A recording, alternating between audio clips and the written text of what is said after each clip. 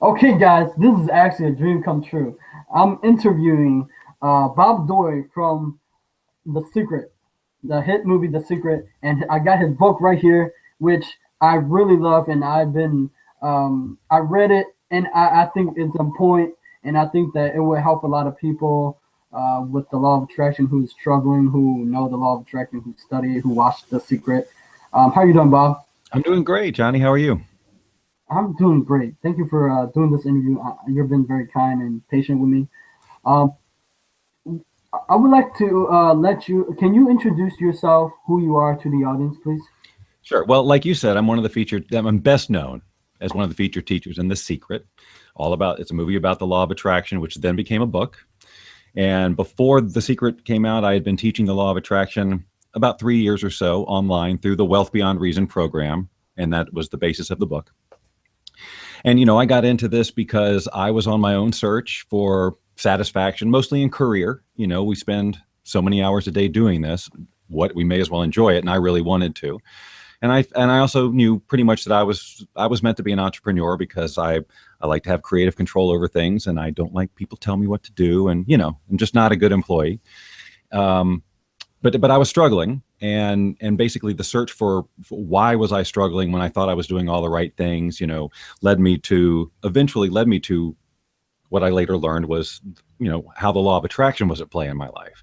And for me, my big aha moment was about the energy of my negative or limiting beliefs around money, which I really hadn't fully acknowledged at that time. But then when I learned a little bit about the quantum physics of our thoughts, that everything is energy, and then I could see where, oh, well, if I have this belief about, money, that it's hard to come by or whatever, then I can't be in alignment on an energetic level of attracting it. And that was the big aha for me, because my brain needed that sort of scientific connect the dot. I couldn't just go with the, new age woo woo sort of idea. I would have loved to, but I just couldn't. So once I had that aha moment, I got very passionate about sharing it with others. And so that was, in a nutshell, how I put together the first Wealth Beyond Reason program, put it out online. And 3 years later, Rhonda Byrne, who created The Secret, found that program as she was researching law of attraction teachers. And the rest, as they say,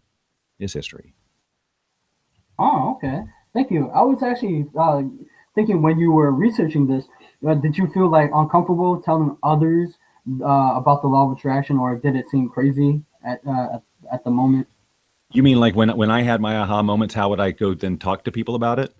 Right. I went straight from having my aha right to an online program. I'd had experience creating online communities in the fitness world. So I kind of just knew how to do that, and I knew how to create, digital products and things. So I just poured all of it into there.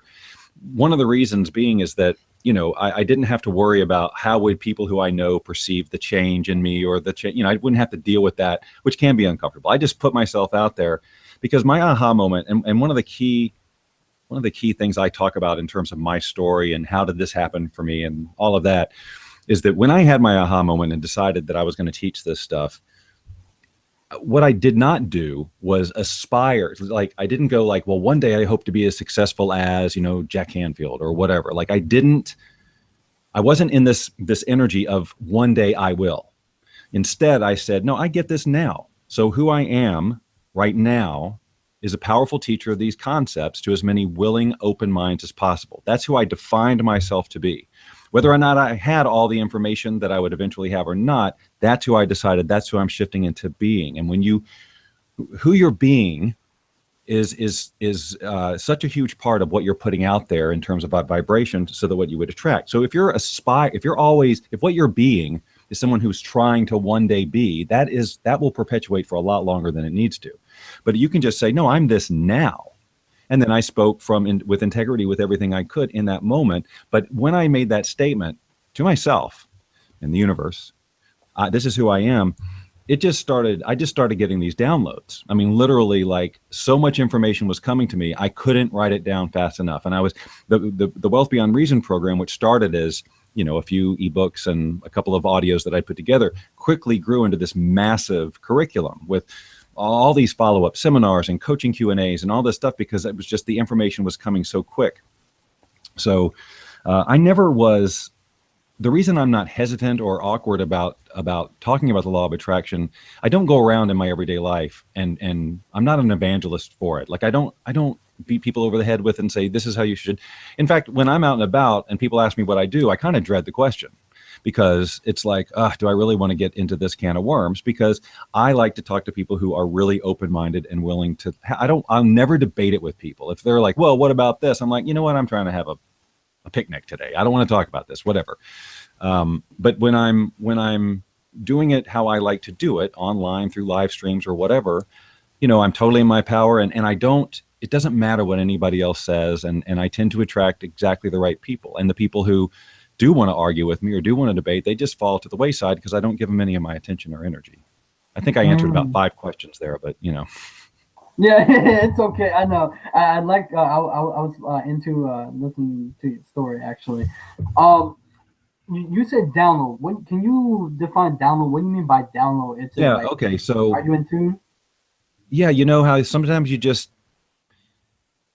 know stuff. Like you just get. I mean, it's intuition basically. I mean, the way that I define intuition, which is this word that is used a lot in this conversation, is it's any communication from the universe. So we're communicating to the universe all the time. Right now, you and I are sending out a vibration, and we're saying this is what is. All right, that's basically what we're sending out there, and so the universe is always responding instantaneously to everything because there's no disconnect. We are in the same ocean of energy as everything else.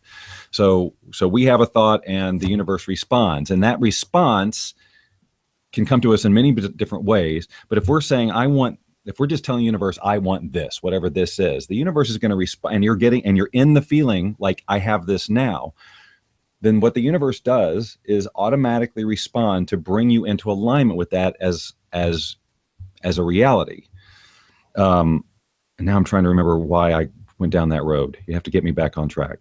I was talking about Intune or download. Intuition, right? Intuition. So that information about like what action to take now. If you say this is what I want in my life, and then a situation shows up, an opportunity to take action or have a meeting or write a book or whatever comes to you, that's kind of your intuition. That's what's it's that knowledge that is coming to you in a response to whatever you're putting out there. And I call it downloads just to put it in into a way that people can understand. You download information from the internet. It was over there. Now it's in here. So I'm just all this truth about how things are would just download and literally like want to flow through me. Some people could call it channeling. There's so many different ways you could put it. I try to avoid any of the language that is associated strictly with like new age concepts and all that, not because I'm against it, but because a lot of people who are like me, skeptical, kind of just normal everyday people who wouldn't normally look at that conversation, I don't need them turning off the conversation just because I'm using a term that they're uncomfortable with. Because the fact is, it's all science, regardless of how we label it. So I try and use language that is generic and accurate as possible. So when I talk about energy and vibration in my courses and group coaching, we take some time on talking about what that really is and what it's not, so that people don't have this fairy tale idea of what the law of attraction is and how it works. Right. And when it comes to the intuition, how did you came by the intuition? Because I have to develop mine. You heard about where the spiritual awakening. I had that moment in 2013. I saw The Secret, but I was trying to understand it, and I tried to create vision board, but I wasn't successful until it clicked into me when I believed that wholeheartedly that if I believe that the universe will bring the circumstances, it will come. It's just that the vision board wasn't for me. Some people, I don't know how. Yeah, the vision board and all of these other tools that we talk about, they're not magic, right? What they're designed to do is to move you into vibrational alignment with what you want. So it needs to generate the emotion that is congruent with the fulfillment of that desire. If it does not, if you just look at it and feel nothing, or if you look at it and go, how am I ever going to get that, or that's too big, or where is it, you don't want, that's not the signal you want. It's just supposed to be a tool that triggers you into the feeling of now this is what that. And if it's not doing that, it's not serving its purpose. How did I learn intuition? That's a great question, because you don't know at first. We're not for the most part, we're not trained in any of this to follow our passions, to hear communication from the universe and all. We're just not we're not trained on any of that. So the way that I decided the biggest, I mean, it was following my intuition that took me from, getting all lost and why is nothing working to leading me to the information that led to the aha moment, in the law of attraction. So it was all about letting go of trying to figure things out. So I had been struggling for months. Why isn't this business working? Why is no one buying this? Why, why? So all in my head, wasn't getting anywhere. But I had been learning so much about all of this and this concept of sort of giving it up to the universe and, all of that. And I didn't know exactly what that meant because I'd never intentionally done it before. But what I decided to do was be very clear on what it is that I wanted, first of all, and not what I didn't want. I woke up at some point and realized, wow, I'm really focusing on what I don't want. Like, I'm trying to create a vision, but it's all based on this because I don't want this. I don't want this. And that vibration, that emotion is permeating everything I'm doing. So it's no wonder nothing's changing. So it was about, okay, let's forget about this. What do I really want to feel? So it was like my vision was basically built around, I want a career that I absolutely love, where I can stay at home, where I make good money, and I can express myself creatively. So I wasn't sure what that was going to look like exactly.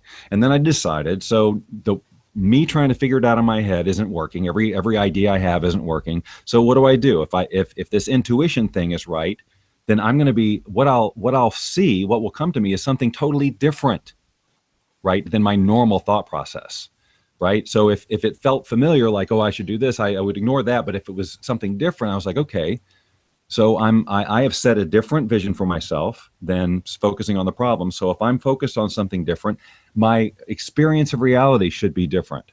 So I'm looking for things that are different than my everyday.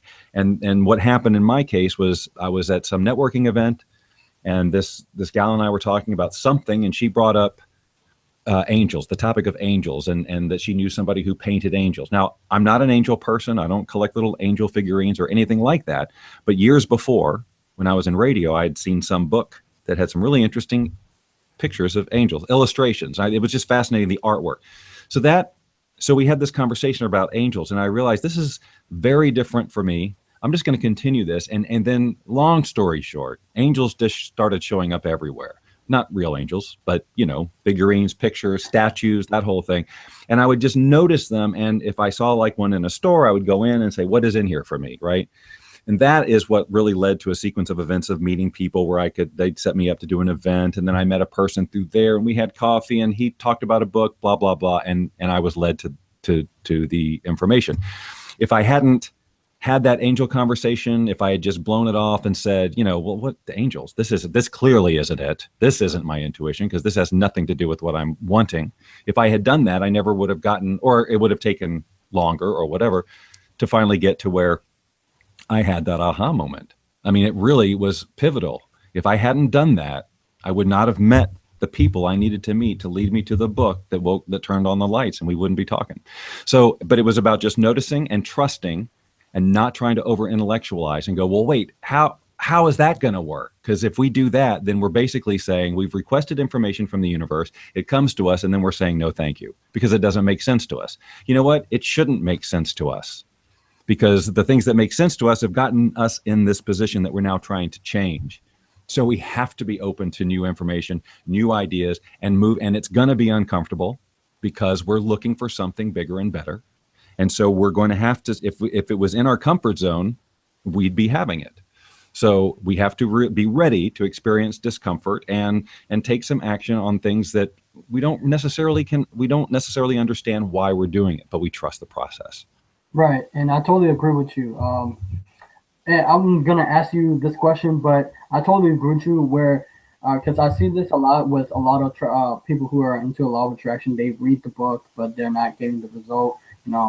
And I believe that they have fear. We don't dive deep too much on fear. I have fear, actually. I have lots of fear when I come to you. I actually have fear when I try to reach out to you. I have fear when I try to reach out for either Bob Proctor or really high CEO. I have fear. But the problem was that I was attacking my fear. Even though I was afraid, I was going towards. And, so many people are afraid to go for what they want. And I would like to ask you, were you ever, afraid? Yes. Petrified. I delayed so many key actions in my life out of fear it's ridiculous. Fear leaving a job to go pursue my dreams, fear leaving a marriage that didn't need to be happening, all sorts of stuff that I was paralyzed with fear, even knowing what I know. So look, we all have that fear and resistance, and really a lot of this work is basically dismantling that stuff. I mean, we're gonna have fear, just like you said. You have fear, but you know what? You're taking action anyway, and that's how you move past it. You're gonna, at some point, it's not gonna be scary for you to send tweets to people 1,000 times to get their attention, because you're gonna realize this works, and I'm gonna serve people as a result of doing this. So, if they get annoyed, that's them, right? So you'll start to own that, and the fear will subside. But then eventually something else will make you scared, because you're going to get up against a comfort zone. So we all face fear all the time. It's about, what do we do with that fear? Do we let it paralyze us, or do we just take it as a signal that, we've reached a comfort zone thing, time to just plow on through? So, I mean, that's hard to start doing because it's scary, but the greatest freedom lies on the other side of stepping through that fear. Yes, thank you so much for making it clear, because I listened to your interviews, and I want to make it clear. And wait, did we ever actually get on why you created this book? The reason the honest reason that I created the book was because I had been doing the program for a couple of years. I was asked to speak on a cruise, and I had nothing to give them, because my program is digital, and I wasn't going to go give out URLs, right? So I thought, well, I'll write something quick, just summarize my thoughts, and then half of that book, the technical support part, is all a transcript from a lot of those follow-up seminars that are part of the program, that were part of those downloads and stuff. So I literally quickly put that together for a cruise and self-published it. It's since now the version that you're holding is actually a second edition that was more recent and has been cleaned up a great deal, and is I think a much more polished product. But it's basically the same book. I love it though. I really love it. I really love it. Like, when I read it, I was like, wow, this is great. I got to get his message out there. Like, this needs to be said, because, what you said was right, true. Because I would like to focus on a little bit on law of attraction. Like, what is actually causing people to not to be able to achieve their dream? Because I want to be able to inspire them on this. Yeah. Video. Well, so, what we're talking about, again, the basics of making the law of attraction work for you, because it's always going. And a lot of it is just people are approaching it with this weird mindset, like it's a tool that they turn on and off and activate and do right or wrong or whatever. The law of attraction is much bigger than that. It has nothing to do specifically with us attracting the life of our dreams. It's really referring to how energy works in the universe and how it all comes together. And as human beings, how do we interpret the rest of anyway, it's more complex than that tool. So, I mean, than it being just some little personal development toy. But the idea is, if you want to experience something, you need to move into vibrational alignment with it. Now, we're all in vibrational alignment with whatever we're experiencing right now, whether we did it consciously or not. Most of the time, it's 99% unconscious. We're just going on autopilot. We're in total reaction mode with our life, with a little bit of intention thrown in, to get us through our day. But really, we have such a greater ability to control this if we just know about it. But we don't. What we learned is our limitations. What we learned is, belief systems that talk about what we can't do.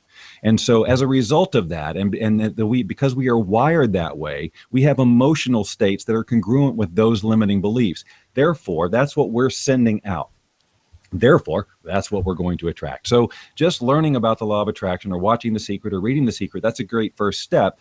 But you can't just throw up a vision board or do a meditation and expect it necessarily to work if you've got years of limiting beliefs around whatever that you've got, because that's wired into you. It's real energy, and it doesn't just go away. But there are ways to deal with it, and that's what we deal with in all of our programs. And all, just how do you release that energy? How do you get rid of the resistance so that you can then move yourself? Because that resistance is literally acting like a force field. You can concentrate and meditate and vision board all day long, but still, if you've got this limiting belief, or you're going, well, where is it? I hope this works. I bet you this doesn't work. If that's what you have to be really clear on what you're really sending out there.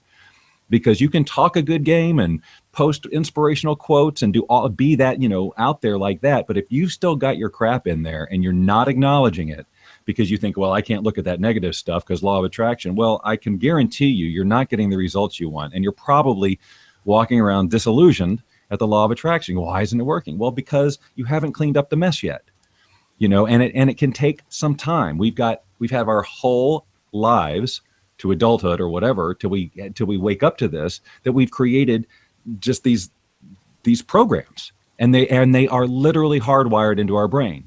And so you have to start giving it new information so that you can rewire, and thus your emotional responses can be different and all of that stuff. So it takes some effort, but the thing is that it's totally worth it.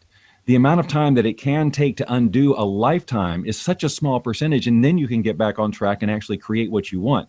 But if you refuse to do it, I don't have that kind of time. I don't have time to meditate, or I'm not going to buy a program. I'm not going to take coaching. Then you've made your choice. You've declared to the universe that you're not worth it. If that's really what you're thinking, I'm not going to invest this much time to learn this, then okay, that's the choice you've made. But a lot of people get to the point where I can't do this again another day. I must live into my potential. I must follow my passion, or what's the point, right? And so those are the people I really like to talk to, because if you've seen my stuff, I'm super passionate about this.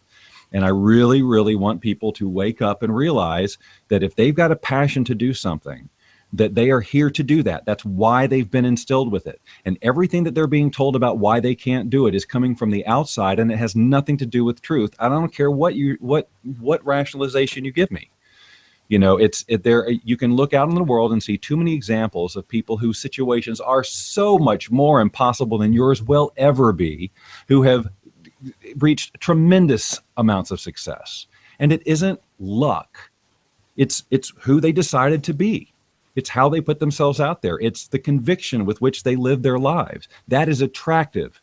And not just to people, but to circumstances and situations that will propel you in that direction. But if you are living in this sort of, well, I wish I could do this kind of stuff, that's a very weak, namby-pamby vibration, and your results are going to be that way. And you're going to go around telling people that the law of attraction doesn't work when it's actually working perfectly. It is exactly responding to where you are emotionally. And if you don't want to take responsibility for it, and if you want to say, no, well, I can't, how can I be happy because this and this and this and this, then you've given away all your power. So, it's really, for me, it's about teaching people, look, wake up, right? Who are you listening to? What is that voice? Where did that voice come from? That ego, the insidious piece of the ego that is telling you you can't do something because as a child, you believed it when somebody told you a limiting statement. You believed it, and your ego has held on to that as truth, or you got hurt sometime and your ego wants to keep you protected, and that's its job. So anytime you start to say, I want something bigger and better for myself, that means that you're going to have to be somebody different, and your ego is all about your identity. Which means, so if you threaten that identity, the ego thinks you're trying to kill it. And therefore, it will throw everything it has at you to stop you from moving forward. Oh, you can't do this because remember you failed before. Oh, okay, that's enough. So if you aren't conscious of that, if you aren't aware that that's going to happen, what it sounds like is truth and reason and being rational and logical. That's what it feels like inside. You're right, I can't do that because what if all this? But that's all because it's just in here. But you don't really take the time to go, where did that even come from? Why do I even believe that? Is there any truth to that? Well, does that actually mean? And yet we don't ever even think about that because we're so programmed to just assume that it's truth. So that's why if you watch my stuff, it's all about, hey, be very aware of what's going on up here. Right. And I like what you're like really saying. I was really, I was getting, when you were saying, I was like, whoa, I'm getting goosebumps, right? And what do you think about like the ideas of societies and parents and teachers? You say a lot about programming. Like, what do you think about the ideas that they input into our mind? Well, here's the thing. For the most part, all those people are doing the best they can, and they've got their belief systems, which they acquired the way that they acquired them through their parents and all this. So we're dealing with it's like, for the most part, parents are not trying to limit us. They're not trying to have us not live our dreams. They're trying to protect us or whatever. So they'll say limiting things, don't get your hopes up, or some parents will just, some parents will, they'll just squash the dreams of their children because they didn't get to have their dreams. I mean, there's a whole wide range of reasons that people do that, but it really doesn't matter, because when it comes down to it, if you wake up, if you become conscious of the fact that limiting beliefs are always something from the outside and have nothing to do with truth, then you can start to be more conscious about replacing those beliefs with something that actually serves you, and actually being compassionate to those people who had those limiting beliefs that they thrust upon you. Again, when it comes down to it, most people are doing the best they can. That doesn't always show up very good, like to a third party. That doesn't look like the best they could, but maybe it was the best they could, because they've got whatever stuff they've got going on, so it's just understanding that, in some cases, sure, there is indoctrination going on and they're trying to get you to think something else. It's just about waking up. It's just about waking up and being able to discern, does this piece of information work for me? Does it empower me or does it disempower me? If it disempowers me, I'm throwing it out. End of story. Because you're going to get information from all over the place. Some of it's BS, some of it's great, some of it's opinion, some of it's so you just go, does that empower me or not? If it doesn't, why would I take it on? Why would I walk around carrying around energy that is disempowering, even if it feels true or whatever, when there's so many empowering thoughts you could have? So yeah, that is true. That is truly empowering thoughts. And this is tied into your book. You often said that too many people are chasing wealth, right? And to be able to afford their dream. And I would tie to I would ask both questions, but can you really chase your dream without the wealth? And to the second question is, what is your passion in life? Okay, well, that's two wildly different questions. So if I forget the second one, just remind me. So we need to look at the word wealth, because I probably didn't say too many people are chasing wealth. I might have said they were chasing money. Okay, because it's one of the first things we do in that book, as I recall, is what is wealth to you, right? It's not a dollar amount, and I really I hardly ever even talk about wealth that much anymore, because it's really the quality of your life, because people too much, they equate it with the money, and they get attached to, well, I need the money to create the situation that's going to make me wealthy. And that's it's focusing on a means to an end. And the problem with that is a lot of people have a lot of issues with money, right? And so if that's what you're focused on, you're dealing with layers and layers of resistance to potentially go through. Yes, you should eventually get through them, but it's not necessary, because what you're going for really is not the money. It's what the money is going to get you. It's the feeling that you're going to have when the money facilitates in your mind, facilitates the manifestation, if you will, of your goal. But see, that's you trying to figure out how you're going to make it happen. And that's the hard way. The best way is to just get clear on the feeling. What does that look like? What does that feel like? And then follow your intuition and see what happens in terms of making it happen. It may be that, yes, you attract a lot of money or whatever money you need to go make this happen. Or you could attract people who are so in line with your vision that they support you in it or whatever. So like if you focus in on the money is the way, then that is just one way of literally an infinite number of ways that the universe could deliver it. But in your mind, the limited mind, well, you have to have money to buy these things, because that's what we've learned. But the fact is, stuff that we can't explain, people get financed, things happen all the time that have nothing to do with them making the money. So it's about being open to all possibilities. Right. So the wealth, if you want to use wealth as the word, wealth just means that overall wonderful feeling that you're looking for at the other end of this manifestation of your vision.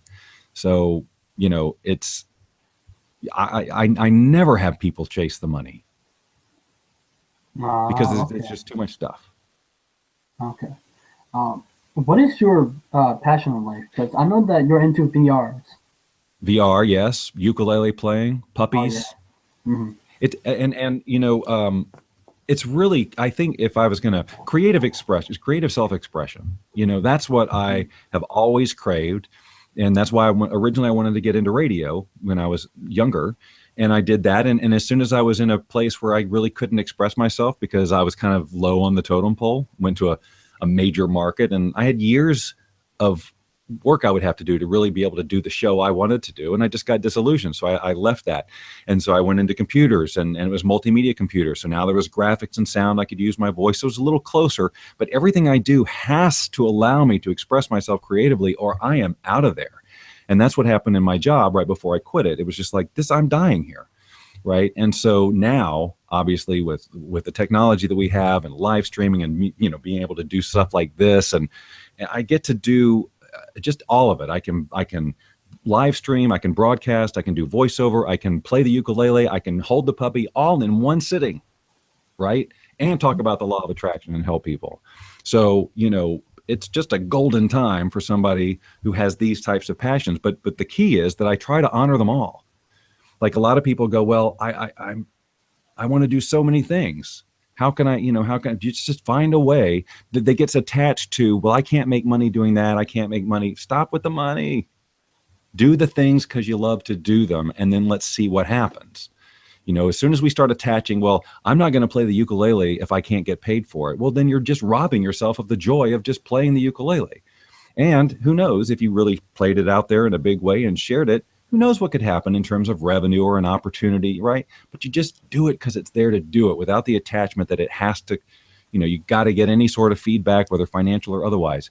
You do your passion because because when you're doing it, time stops, you feel great, you're in the flow, forget whether you're getting paid for it or not, Right, but there's also a point where, if you're like, I think this too, where you get to study, a little bit about business, and there's where they said you can't be to all things to everybody, like the niche.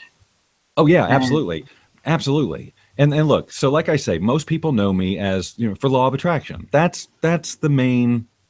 That's like revenue wise, it's career wise. That's but I am not at all shy about sharing other aspects of my creativity with my law of attraction audience anymore, and that works for me because now they know me even more. It creates a more legitimate connection. Authentic, right? Authentic. That's what I think. Yeah. Right. It's just like I'm not just, and I struggled with it for a long time, right after The Secret, especially, of just being Bob Doyle from The Secret, who had to talk a certain way and was expected to do things in a certain way, and it was, and again, I started to feel suffocated.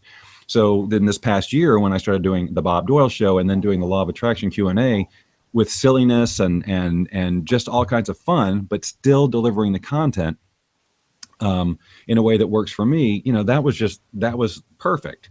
So yes, you can't like be all things to all people. So clearly I have narrowed my audience to, at least for a while, because if people knew me as just generic Bob Doyle from The Secret and that all they want from me is law of attraction stuff, and then I start doing all this crazy stuff, well, they may say, well, that's just not I'm not into that, and I may lose them. But little by little, the word gets out, the people who like the law of attraction and the silliness. Right now, I've got the perfect group. Right now, I can 100% be me.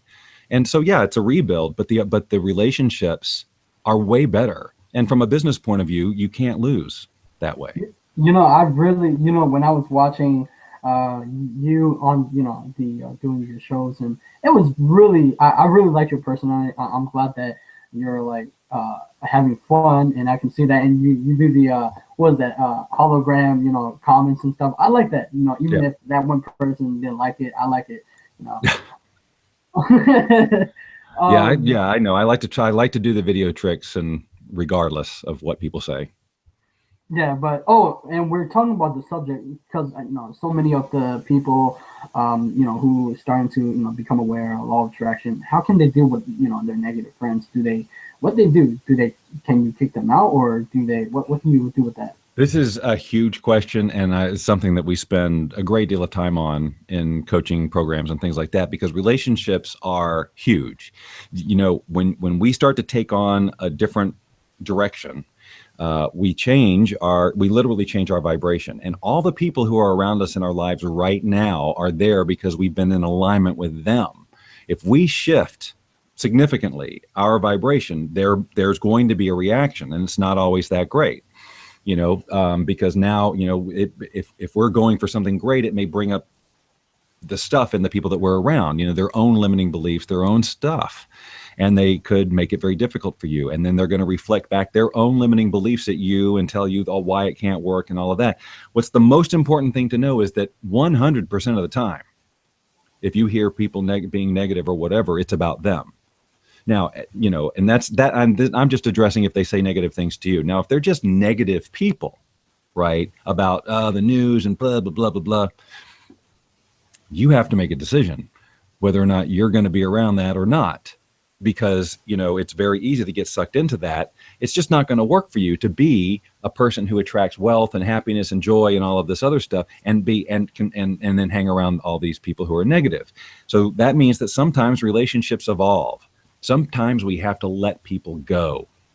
And the reason, and while we've been trained to think that that's sad or, oh, what a shame, they're not, if it's not serving you, if it's not moving you forward, if it's not empowering you, then you have to really look at what is this relationship about? History, years, does that just because I've known someone or they've been in my life for this long, that means I have to have them in there forever, even if it's negative, if it makes me feel bad? No, right? No. And that includes family, by the way. Sorry. But, but once you start owning the new you'll attract a whole new group of people, and they support you. They cheer you on. You get to be with them, and everybody's uplifted, and you won't miss that other stuff anymore. You may have memories of, I remember when it was fun, but you're not going to want to go back into the negative space again once you understand what it's like to be with a bunch of positive people. But that can be emotionally difficult. And that's why, you want support. You want support, you want tools to deal with that emotion so that your ego doesn't come in and say, it's not worth all this pain, go back to the old way, because that's what happens to most people.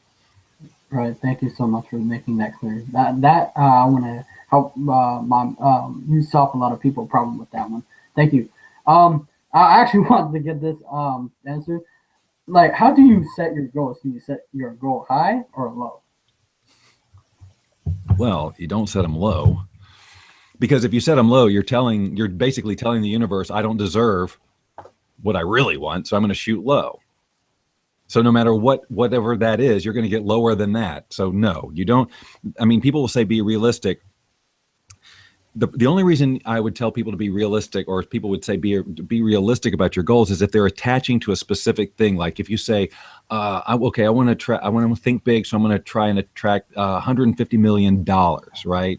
And then someone might say be realistic. Well, the reason is because you're attaching to something that you're probably going to have so much resistance about. $150 million. How am I ever going to, that you're just going to stop yourself vibrationally. Again, think huge, but don't think about like the means. Again, what's the feeling? You can't think a big enough feeling. There's no such thing as feeling too happy.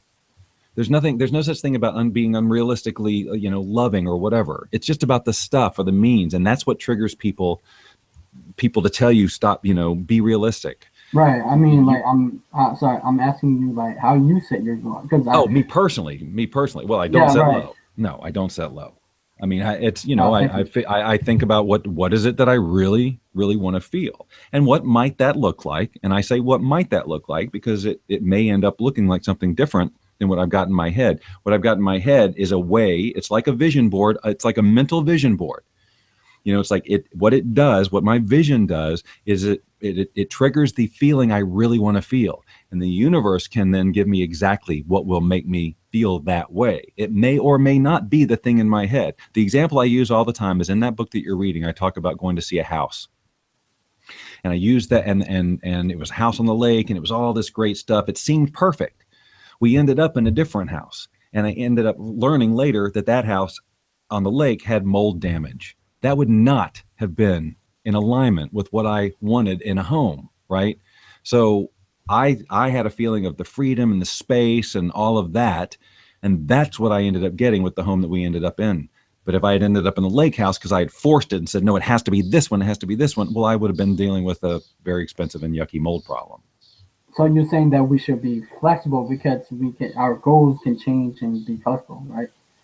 We have to be, yes, our goal, our vision will evolve as we move through a comfort zone and then settle into a new one. Most likely our natural tendency will be for it to expand.